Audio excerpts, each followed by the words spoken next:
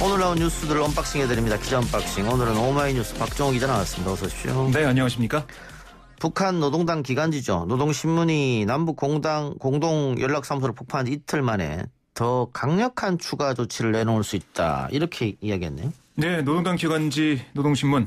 가장 철저하고 무자비한 징벌 의지의 과실한 제목의 정세론 해설에서 연락사무소 폭파는 첫 시장에 불과하다. 연속 터져나올 정의의 폭음은 사태의 추이를 놓고 떠들어대는 자의 상상을 훨씬 뛰어넘는 것으로 될 수도 있다라고 밝혔습니다. 또 우리 군대의 자제력은 한계를 넘어섰다며 구체적인 군사행동 계획이 검토되고 있다는 군대의 발표를 신중히 대해야 할 것이다라는 강조도 했습니다.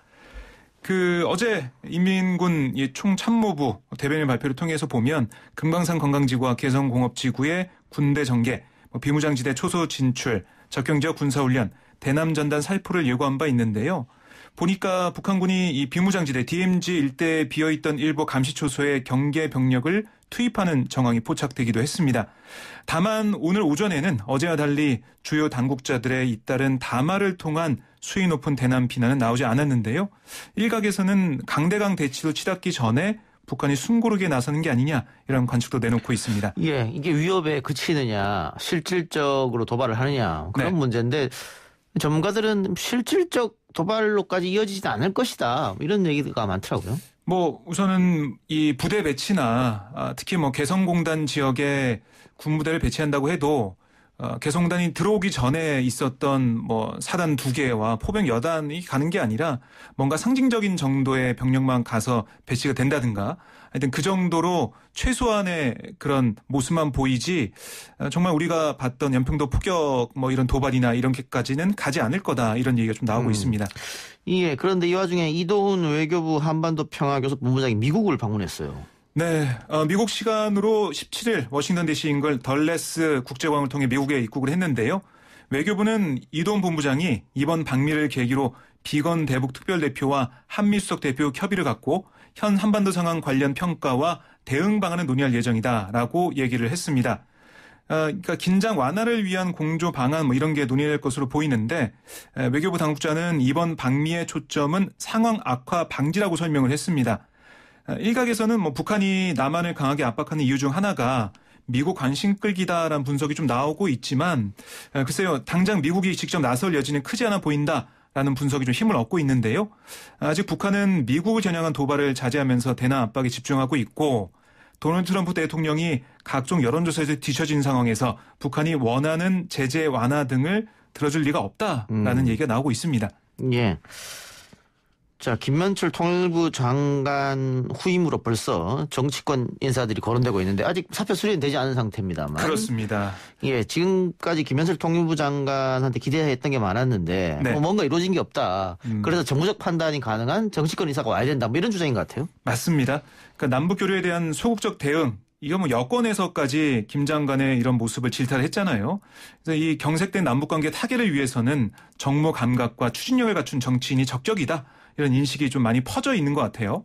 일각에서는 차기 통일부 장관 후보군으로 민주당의 중진 이인영, 설훈, 우상호, 홍익표 의원 그리고 임종석 전 대통령 비서실장을 거론을 하고 있는데 우상호 의원은 오늘 입각 의사가 없다라고 직접 얘기를 했고요. 임종석 전 비서실장도 입각 의사가 없다라고 했다. 이런 주변 얘기가 좀 나오고 있습니다. 그런데 인사권이 대통령에게 있잖아요. 그러니까 상황은 좀 더 봐야 될 것으로 보입니다. 예. 오늘 발표된 코로나19 신규 확진자수가 다시 50명대로 접어들었어요. 그렇습니다. 59명인데요. 누적 확진자는 12,257명이 됐습니다. 59명을 보면 서울이 25명, 경기도가 16명, 인천이 1명, 수도권 지역이 총 42명이고요. 그리고 집단 감염이 발생한 대전에서도 7명이 추가로 확진이 됐습니다. 오늘 오후에는 서울 지하철 2, 3호선 교대역 근처의 영어학원, 미키어학원의 강사가 확진돼서 방역당국이 이 학원에 방역소독을 진행 중이고요. 대전에서도 다단계 판매 사무실을 연결고리로 한 확진자가 나흘째 계속 나오고 있습니다. 지난 15일 밤부터 오늘까지 모두 16명이 코로나19 확진 판정을 받았고 급속한 확산세를 보이고 있다라고 당국이 판단하고 있는데 주목할 점은 확진자 16명 가운데 교회 목사 부부와 연관된 3명을 제외한 13명이 다단계 제품 판매 사무실을 방문했거나 이들과 접촉했다는 겁니다. 그리고 오늘 확진된 서울 강서구 거주 환자는 대전 교회발 확진자 접촉한 것으로 조사가 됐는데 대전발 집단 감염이 서울로 전파되고 있다. 또 이렇게 우려도 나오고 있습니다. 예, 이제 여름철 휴가철이니까 뭐 해수욕장이라든가 네. 또 워터파크라든가 걱정이 좀 많이 되긴 됩니다, 더. 그렇습니다. 그래서 뭐 이 거리두기 같은 그 방역 수칙을 지키는 게 중요하다라고 얘기 나오고 있고요. 이런 곳에서도 철저한 뭐 입장객이 누군지도 파악해야 되겠고요. 네. 여러 가지 것들 준비해야 된다라고 당국 얘기하고 있습니다. 아니, 특히 워터파크 같은 경우에는 계속 함께 수영하기 때문에 비말이 전파될 수밖에 없는 구조인데 네. 아무리 사회적 거리두기를 하더라도 조금 문제가 될 것 같아요. 그렇습니다. 그래서 뭐 입장 정원 자체를 제한한다고 좀 하죠? 제한을 예, 해야 된다는 얘기 나오고 있습니다. 알겠습니다. 정치권 이야기 해보죠.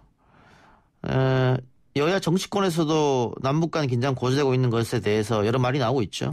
네, 김태년 민주당 원내대표가 당 정책조정회의에서 당국 간 비공개 대화를 공개한 건 정상국가에서는 도저히 있을 수 없는 불량 행동이다라고 예. 지적을 했고요. 고립에서 벗어나 국제사회의 일원으로 행동하길 원한다면 다시는 이런 행태 보여서는 안 된다라고 주장을 했습니다. 그러면서 무력 도발은 결코 없어야 한다. 파국을 원하는 게 아니면 자중자애하라 이렇게 또 지적을 했습니다. 김종인 통합당 비상대책위원장은 문재인 정부는 지금까지 해온 남북관계 자세를 버리고 새로운 관계 설정을 위한 시도를 해야 한다라고 얘기를 했고요. 아무리 인내하고 견딘다고 해도 북한의 태도가 결코 변할 리 없다라는 주장도 펼쳤습니다. 이어서 분단 상황에서 북한 비핵화를 우리 힘으로 실현할 수 있을 것이냐. 이건 하나의 망상이라고 본다라고 주장한 다음에 문재인 정부가 추진한 대북 정책이 너무나 안이한 사고에 출발했기 때문에 결국 오늘날 같은 사태를 맞이할 수밖에 없었다라는 또 주장도 펼쳤습니다. 예. 비공개 특사 제안을 공개를 했다. 북한이 정상국가는 아니라는 것을 또 여기서 입증해 주는 거죠, 그거는. 그렇습니다. 뭐 여기에 대해서 청와대에서도 경악을 했다라는 얘기가 나올 정도로 놀랐다고 하더라고요. 예. 네. 외교 관례상 있을 수 없는 일을 북한이 한 건데. 근데 뭐 우리도 과거에 외교 관례상 있을 수 없는 남북 정상 간의 그 대화를 유출했지 않습니까? 녹취록을. 네. 그런 적이 있으니까. 그렇습니다.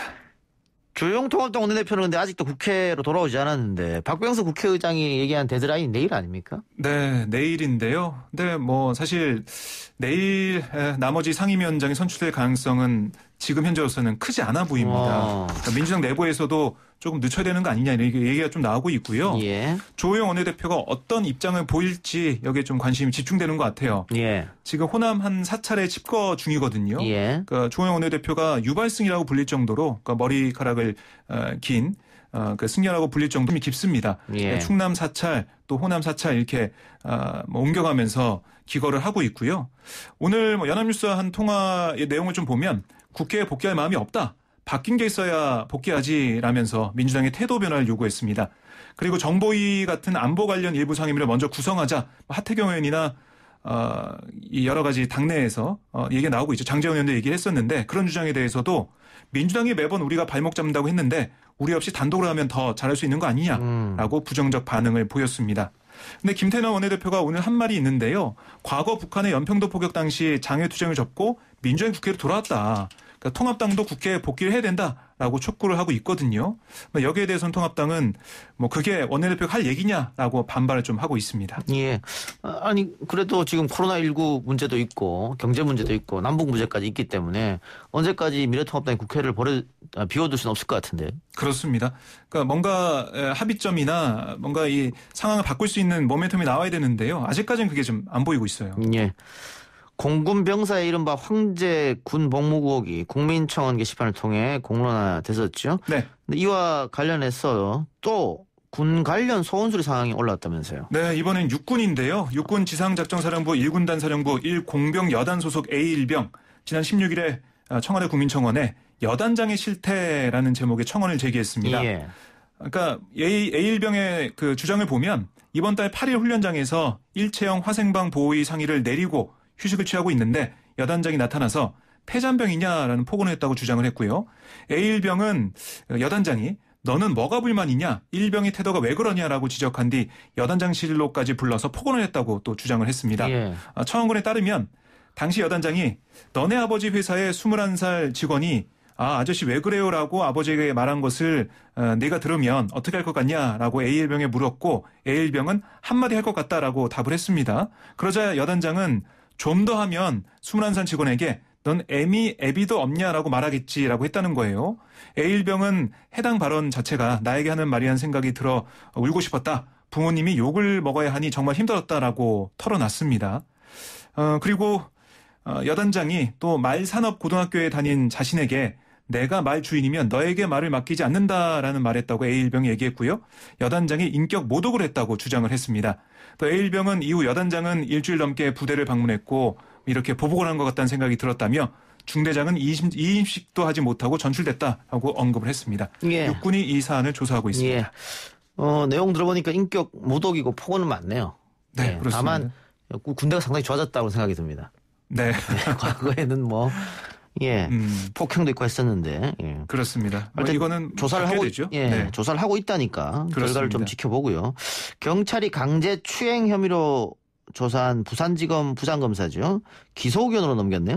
네, 경찰이 기소 의견은 검찰에 송치했는데요. 이 부장검사 A씨 지난 1일 오후 11시 20분쯤 부산 도시철도 1호선 양정역 주변 길거리에서 걸어가던 여성 어깨에 손을 올리는 신체 접촉을 했죠. 이 혐의를 받고 있고요.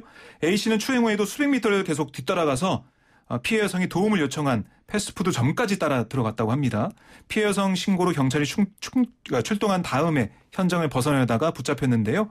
최근 경찰 조사에 변호사를 대동한 A씨는 술에 취해 기억이 안 난다 이런 취지로 진술한 것을 알려주고 있습니다. 그런데 참 이해가 안 가는 게 A씨가 범행 이후 나흘간 정상 출근했어요. 검찰은 A씨 추행 장면이 언론에 공개되고 나서야 A씨를 업무에서 배제했고 법무부도 그제야 검찰총장의 직무집행정지 요청에 따라 2달간 A씨 업무를 좀 배제하는 그런 조치를 취했습니다. 예. 근데 최근에 성매매 하다가 걸린 적발된 검사 같은 경우에도 불기소됐었거든요. 그 네. 검사가 사실을 부인했다고 해서. 그렇습니다. 근데 이 건 같은 경우에는 CCTV 찍혔기 때문에 네. 부인할 수는 없을 거고 그러면 기소 의견으로 송치됐으니까 어떤 처벌을 받지 않을까 그런 생각이 듭니다. 그렇습니다. 예, 검찰의 품위 위반을 했기 때문에 자체 징계가 또 있지 않을까 검찰에 그런 생각이 들고요. 오늘 기자 언박싱 여기까지 하죠. 지금까지 오마이뉴스의 박정호 기자였습니다. 네, 고맙습니다.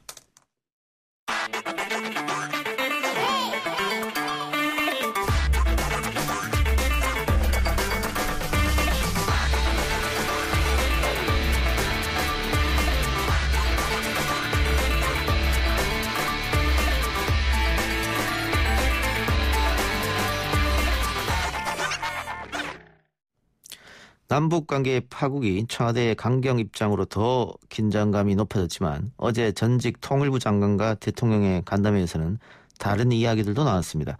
특히 북미 관계는 희망적으로 보기도 했는데요. 정작 미국 정부나 미국의 반응은 하기도 합니다. 어떤 상황인지 미주 한인 유권자연대 김동석 대표 전화 연결해서 이야기 들어보겠습니다. 대표님 나와 계십니까? 네, 안녕하세요. 예, 현지 시각이 새벽임에도 불구하고 인터뷰 응해주셔서 고맙습니다. 네. 자, 국내 언론은 북한의 남북 연락사무소 폭파 등의 사건을 외신이 크게 보도했다 이렇게 알렸는데 미국 현지 상황 좀 알려주시죠.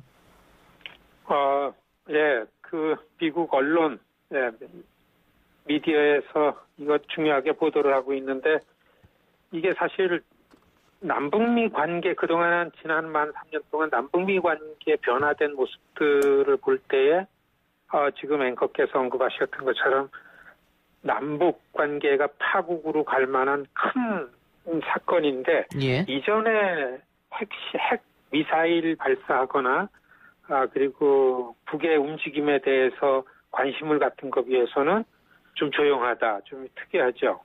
주로 이거를 남북 관계로 봐서 그런지 의외로 워싱턴 좀 조용합니다. 예.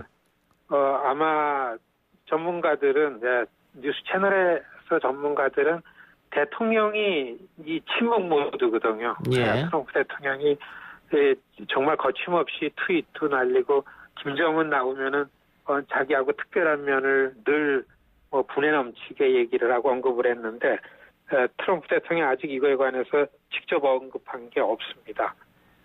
예. 그래서 그 사건에 비해서는 워싱턴 분위기는 그렇게 크게 저 움직임은 없고 다만 이제 언론에서요. 미국 언론에서 미국 언론도 이거를 그렇게 남북 관계에 더 비중 있게 보는 것 같습니다. 그런데 이 많은 언론들이 언급하는 것 중에서 공통적으로 이야기하는 게 남북 연락사무소 폭파됐다라는 부분을 강조하는 것보다는 북한의 김정은 위원장을 대체할 인물로서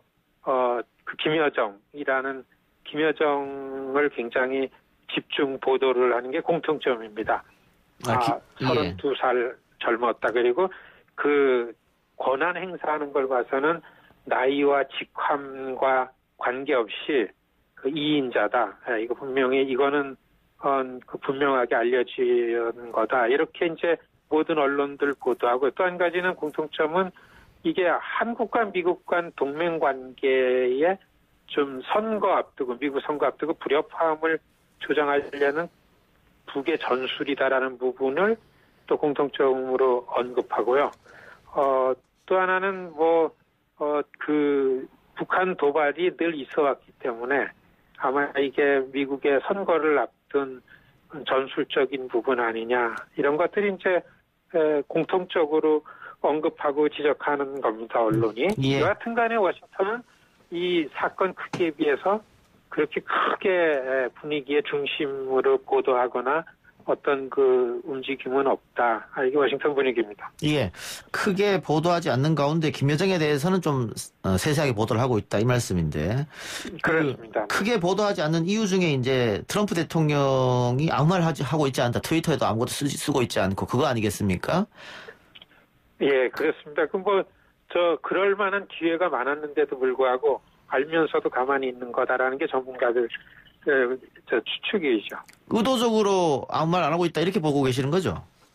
예, 대개가 그렇게 지적하는데 첫 번째는 미국 선거잖아요. 예. 그리고 미국이 바깥의 일에 관심 돌릴 만한 결이 지금 없습니다. 예. 코비 상황 이어서 경제 바닥이죠. 그다음에 이 인종차별에 대한 시위. 지금 워싱턴은 경찰 개혁이라는 거에 대해서 민주공화당이 지금 서로 다른 개혁안을 놓고서 다투는 거가 워낙 큰 거기 때문에요.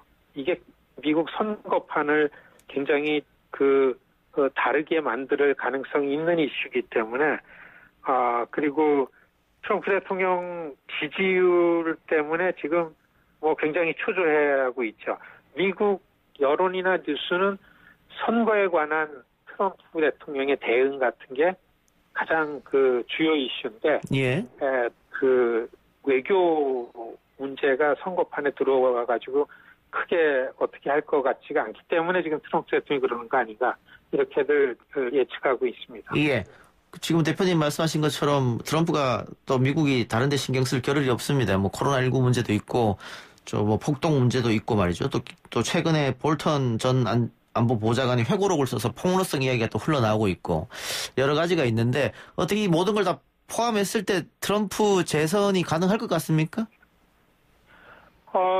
최근에요. 그러니까 어제입니다. 어제 백악관 분위기를 백악관에 파견 나가 있는 뉴욕타임스 백악관 출입 기자가 트럼프 대통령이 선거에 대해서 거의 좀 포기하는 분위기라는 부분에 기사를 써가지고 굉장히 얘기거리가 됐는데요.